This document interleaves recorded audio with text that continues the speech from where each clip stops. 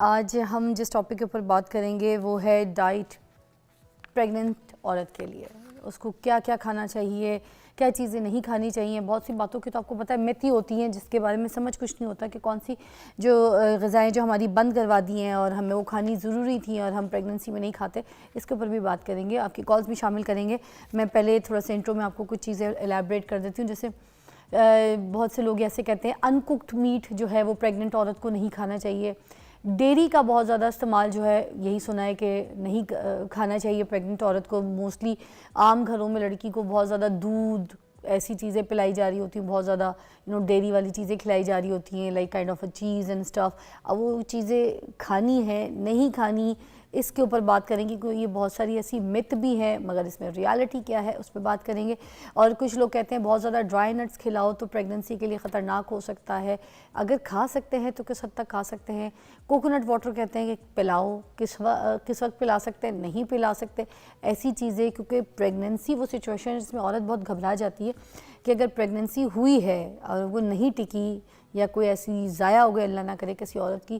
کیونکہ ہر عورت کو اس چیز کا بڑا خیال رکھنا بہت ضروری ہے کہ اپنی زندگی کے ساتھ ساتھ جو زندگی, جو جان جس کو وہ جنم دے رہی ہے اس دنیا میں, اس کو وہ سارے پروٹینز, فیٹس, کاربز, نیوٹرینز سب کچھ اس کو ملے تاکہ وہ ایک اچھی گروتھ کے ساتھ بچہ جو ہے وہ اس دنیا میں جنم لے. تو آج ہمارے پاس اس پہ بات کرنے کے لیے وردہ سکندر ہے, ڈائٹیشین ہے اور بہت اچھا الیبریٹ کرتی ہیں, آپ کو پتہ ہے. تو welcome. Thank you so much for having me. کیسی ہیں؟ میں بالکل ٹھیک, اور اتنا زبردست اینڈ ویری امپورٹنٹ ٹاپک جس پہ خواتین فوکس نہیں کرتی. پوسٹ پارٹم کے بعد وزن کم کرنے پہ بہت فوکس کرتی ہیں, لیکن پریگننسی پہ ڈائٹ جتنی زیادہ امپورٹنٹ ہے. اور جیسے کہ ابھی آپ بات کر رہی تھی, آپ کو پتہ ہے مس کیریجز ہونے کا سب سے بڑا میجر کاز آئرن ڈیفیشنسی ہے. سب سے زیادہ جو کیسز دیکھے جاتے ہیں مس کیریجز کے وہ آئرن کی کمی کی وجہ سے ہوتا ہے. لیکن ہم لوگ سمجھتے ہیں کہ شاید ایکٹیویٹی زیادہ کر لی تھی, گھر کے کام زیادہ کر لیے تھے, اس وجہ سے شاید. لیکن نیوٹرینٹ کی ڈیفیشنسی, اگر بہت سارے ایسے بچے بھی ہوتے ہیں کہ جو پیدا ہوئے جن کی پیدائش کے وقت ہی ڈیتھ ہو جاتی ہے, اس کا بھی بہت بڑا کاز جو ہے وہ نیوٹرینٹس کی ڈیفیشنسی ہے. تو اس لیے نیوٹریشن آپ سمجھیں کہ آپ کی ساری پریگننسی میں آپ کی اور آپ کے بچے دونوں کی ہر چیز آپ کی ڈائٹ پہ ڈیپینڈ کرتی ہے. لیکن ہماری سوسائٹی میں جیسے تھوڑی سی ابھی آپ نے بھی بات کی, بہت سارے ایسے ٹرینڈز بن چکے ہوئے ہیں, پریگننٹ وومن نے یہ کھانا ہے, پریگننٹ وومن نے یہ نہیں کھانا. اچھا, میجرلی جو سب سے زیادہ امپورٹنٹ چیز ہے وہ یہ ہے کہ ہماری جو پریگننسی کی ڈائٹ ہے یہ 3 ٹرائمیسٹر پہ ڈیوائیڈ ہوتی ہے. جیسے کہ 9 مہینے کا وقت ہے, پہلے 3 ماہ میں آئرن کی سب سے زیادہ ضرورت ہوتی ہے. پہلے 3 ماہ میں آپ نے کوئی ایکسٹرا کیلریز نہیں لینی. جیسے آپ نے کلچر دیکھا ہوگا ہمارے یہاں گھر ماں ہے, ساس ہے, جتنا کھا سکتی ہو کھاؤ, اب بس بیڈ ریڈن والا ٹائم ہے. اور جتنا, یہ بے حد غلط پریکٹس ہے.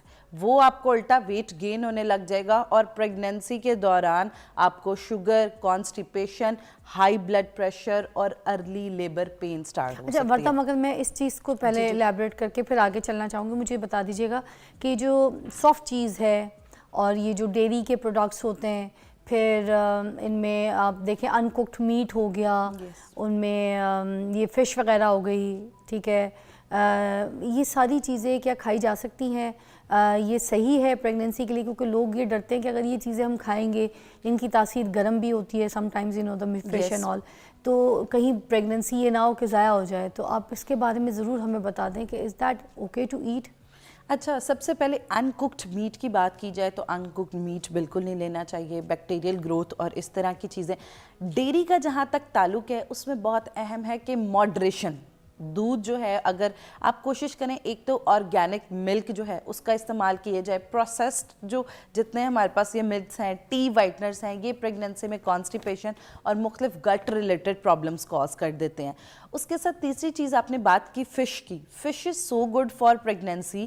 اگر دوسرے ٹرائمیسٹر کی بات کی جائے, 4تھے ماہ سے 7ویں ماہ تک مچھلی کا استعمال بچے کی برین ڈیولپمنٹ پہ بہت. را فش؟ بالکل را فش نہیں, کوکڈ فش. تو پھر سوشی وغیرہ تو لڑکیاں بہت کھاتی ہیں. سوشی وغیرہ وہ آپ کو پتہ ہے وہ را فش میں ہی زیادہ اس کی ریسیپیز ہیں. اگر سوشی تو بہت کھانے جاتی ہیں. If raw fish is not recommended, please اس کے بارے میں تو الیبریٹ کر. بالکل, را فش جو ہے اس کا استعمال جو ان کوکڈ شرمپس میں بہت زیادہ اس طرح کی کوزینز ہیں, sushi and stuff, these kind of things جو ہیں وہ بالکل اوائڈ کی جائیں.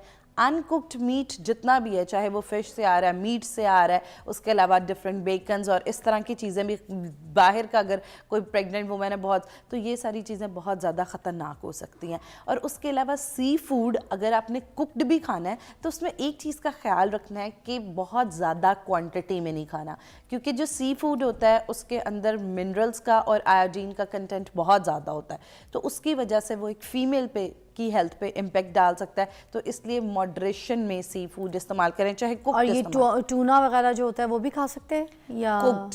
अगर आपने सैल्मन फिश खानी है, ट्यूना फिश खानी है, कोई भी फिश कुक्ड जो है उसको इस्तेमाल किया जाए।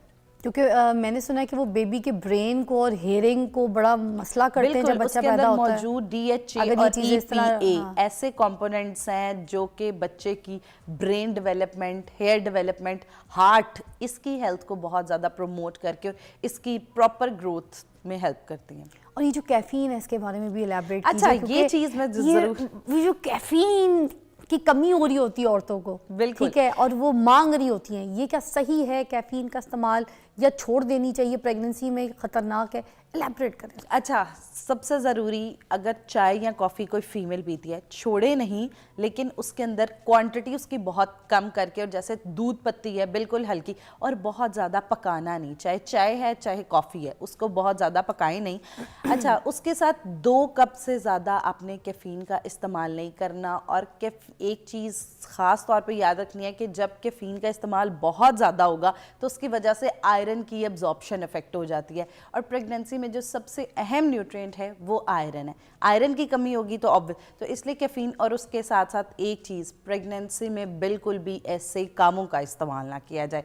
जो ख़वातीन क्या करती हैं कि मेरा प्रेगनेंसी में वेट ज़्यादा ना बढ़े, मुझे कॉन्स्टिपेशन है, मुझे खाना जो है डाइजेस्ट बेहतर नहीं होता, इनिशियल फेज़ में नौजिया बहुत ज़्यादा है प्रेगनेंसी में, तो ख़वातीन क्या करती हैं, इस तरह के कामों का इस्तेमाल करती हैं। ये ब्लैक कॉफ़ी, खाली प्लेट ब्लैक कॉफ़ी बहुत ज़्यादा आपकी सेहत के लिए ख़तरनाक है। और उसके साथ ऐसे कावे जिसके अंदर बहुत ज़्यादा मिकदार में दालचीनी, सौंफ, अजवाइन, इस तरह की चीज़ें मौजूद हैं, तो ये ऑब्वियसली आपको अर्ली लेबर पेन्स और आपके मिस कैरेजेस का भी सबब बन सकता है। एक कॉल है मिसेस सिजात की, शामिल करेंगे। अस्सलाम वालेकुम।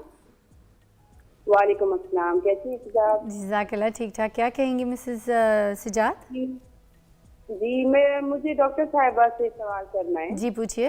कि मुझे प्रेगनेंसी के बाद ना कब्ज बहुत ज्यादा हो जाती है। मेरे माशाल्लाह 6 बच्चे, और अभी जो 3 महीने की अब मेरी बेबी है छोटी, पर मुझे अब भी कब्ज की शिकायत है बहुत ज्यादा।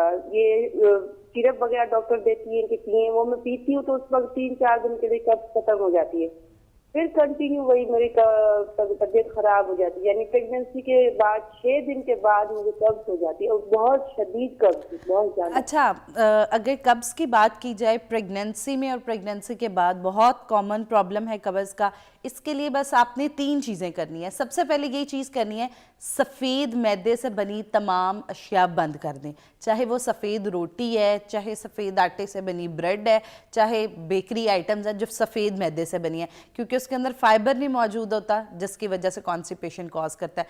उसके अलावा ऐसी सब्जियां जिनके अंदर फाइबर का बहुत अच्छी मिकदार मौजूद है, जिसमें शामिल हमारे पास छिलके समेत आप आड़ू का इस्तेमाल कर सकते हैं, अमरूद का इस्तेमाल कर सकती हैं, सेब का इस्तेमाल कर सकती हैं, ये आपकी कॉन्स्टिपेशन में हेल्प। उसके अलावा हाइड्रेशन, पानी, अब सर्दी आ गई है, ये अब इनका तो प्रेगनेंसी के बाद का मसला है, हर दूसरे बंदे को डिहाइड्रेशन बहुत बड़ा कॉज है। और उसके साथ साथ आप अच्छा, ये भी तो हो सकता है कि वो डाइट कर रही हो, कार्ब्स वगैरह सही नहीं ले रही हो, जिसकी वजह से उनको ये इस तरह की कब्ज की शिकायत हो रही हो, क्योंकि बिल्कुल ये एक बहुत बड़ा मेजर कॉज हो सकता है।